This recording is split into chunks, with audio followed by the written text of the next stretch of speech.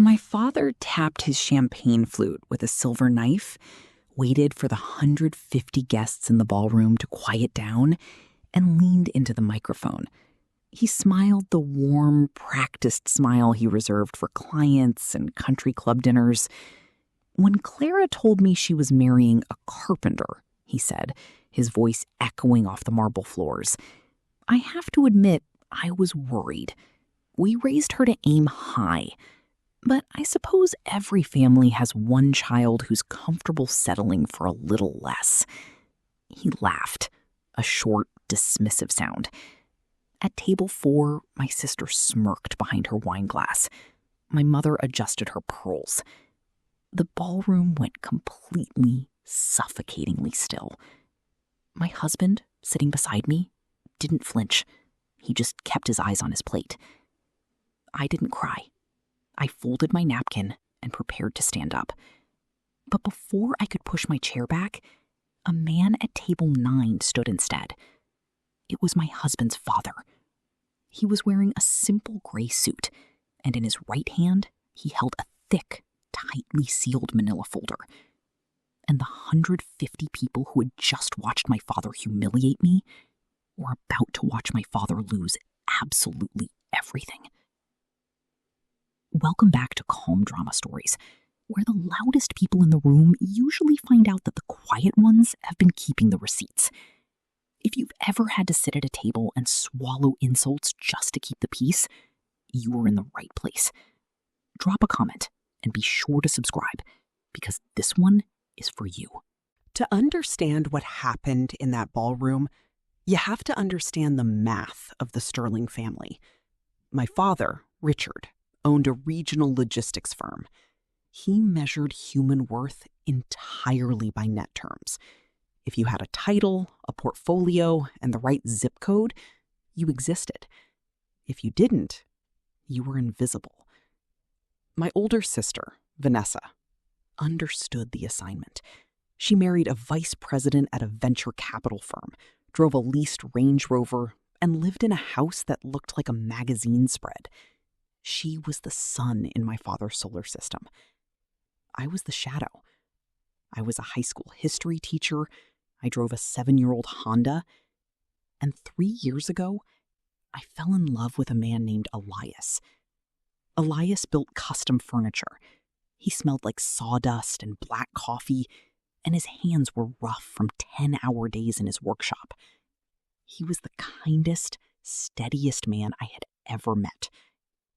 My father hated him instantly.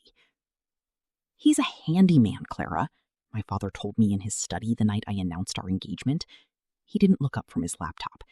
He works for an hourly wage. You're marrying the help. It's embarrassing. I didn't argue. I had learned a long time ago that arguing with Richard Sterling was like arguing with a brick wall. You just end up with bloody knuckles. But my father couldn't just disapprove. He had to manage the optics. 2 months before the wedding, he summoned Elias to his office. I wasn't invited, but Elias told me what happened word for word. My father slid a prenuptial agreement across his mahogany desk. He told Elias he needed to protect the Sterling family assets from a man who clearly couldn't provide. Elias didn't get angry. He read the document, set it back on the desk, and asked my father exactly what assets he was referring to. My father puffed up his chest and talked about trust funds and family legacy. Elias politely declined to sign and walked out. As the wedding approached, my father's behavior grew worse. He refused to pay for a single detail of the ceremony. Elias and I paid for everything ourselves. We booked a beautiful, historic library downtown. We hired a local caterer. Elias built the wooden arch we would stand beneath. My father complained about all of it. He told his country club friends we were having a budget wedding because Elias couldn't afford better. He spent months setting the stage, ensuring every extended relative knew that Clara was throwing her life away on a carpenter. What my father didn't know was that Elias's father, a quiet man named Thomas, who wore faded flannel shirts and drove a 15-year-old Ford pickup, was not just a retired carpenter. Thomas had started a construction company in the 1980s. Over 40 years, he had built it, scaled it, and evolved it into a massive commercial real estate and private equity firm. Thomas owned half the commercial warehouse space in our state. He had stepped back from the day-to-day operations to let his oldest son run the board, preferring to spend his retirement in his woodworking shop. Thomas had more money in his checking account than my father had generated in his entire life. But Thomas didn't wear his money. He didn't talk about it. He just... What Elias didn't tell my father, and what I hadn't even told Elias yet, was that the Sterling family assets were a complete fiction. I knew this because a year earlier, I had tried to access the college savings account my grandparents had set up for me, hoping to use the remaining balance for a down payment on a small house. The account was empty. I pulled the historical statements. 5 years ago, exactly 3 months before Vanessa's lavish $90,000 country club wedding, my father had drained all $62,000 of my inheritance. He had forged my signature on a transfer authorization. He stole from his youngest daughter to buy ice sculptures and a string quartet for his eldest.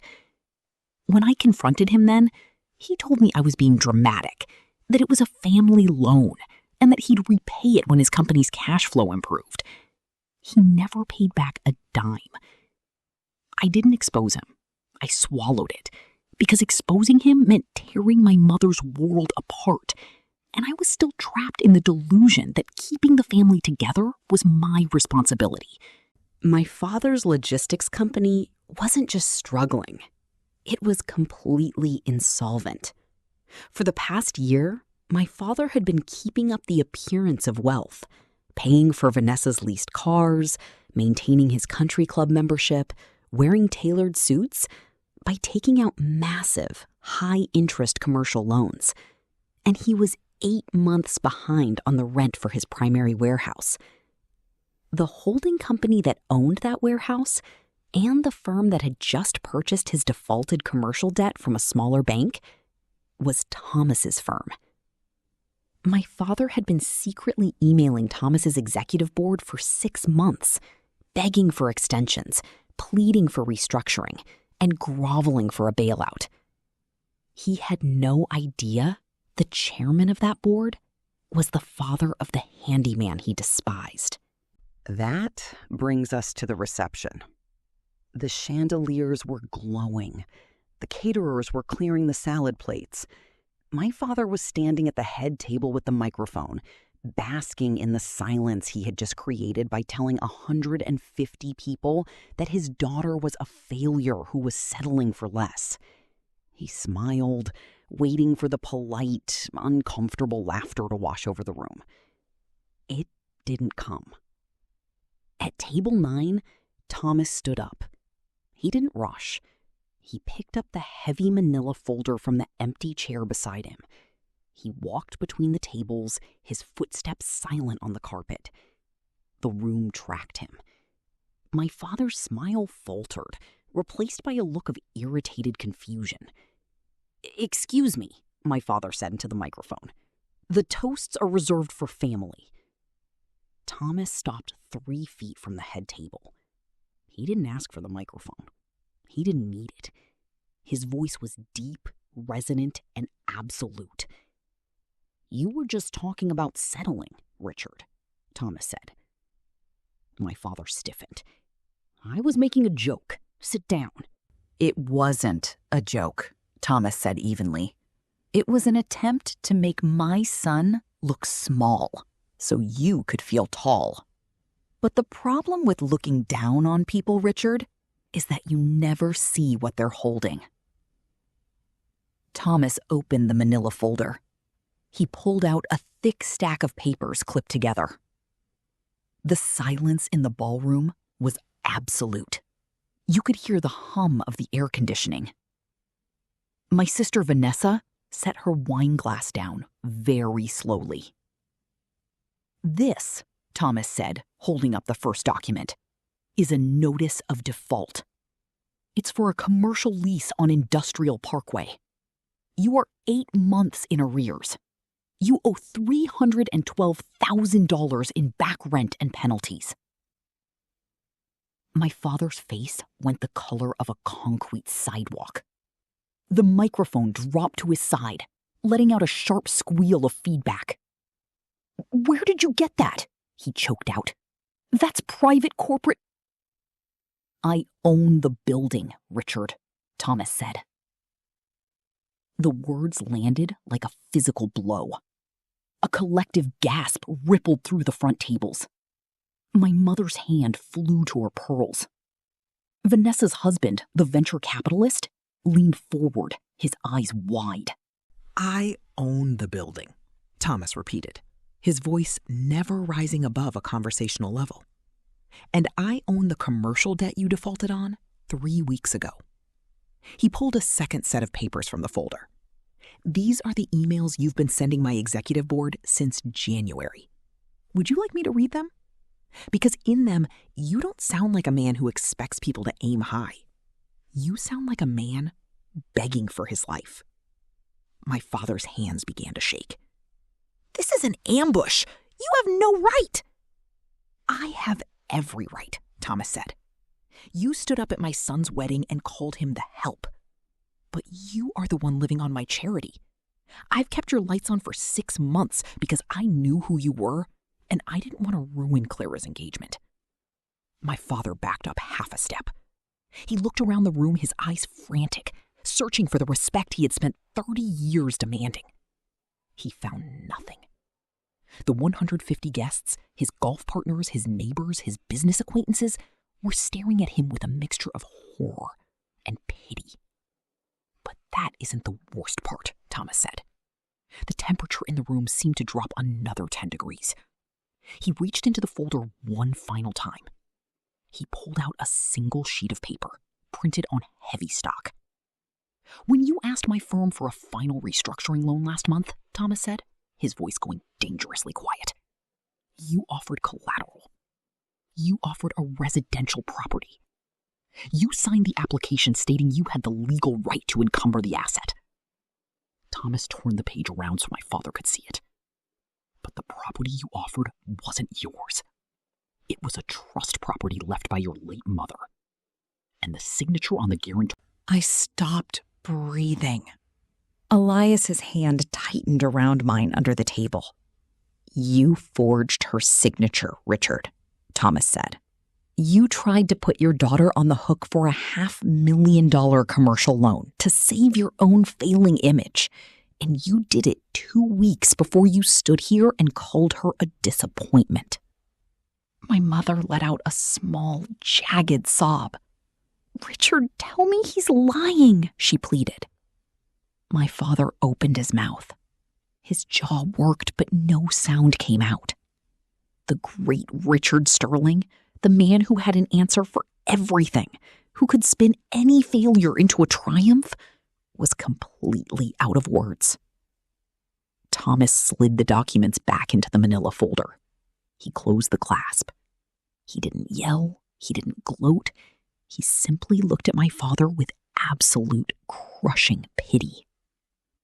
I stood up. My chair didn't scrape. I smoothed the front of my white dress. Elias stood up with me. I didn't look at my father.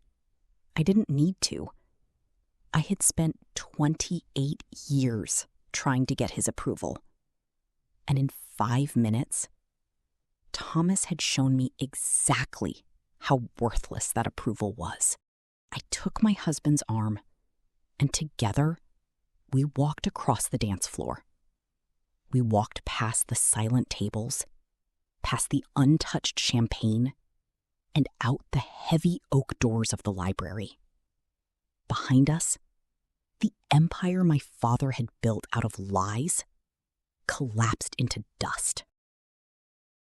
By Tuesday, Thomas's firm executed the default.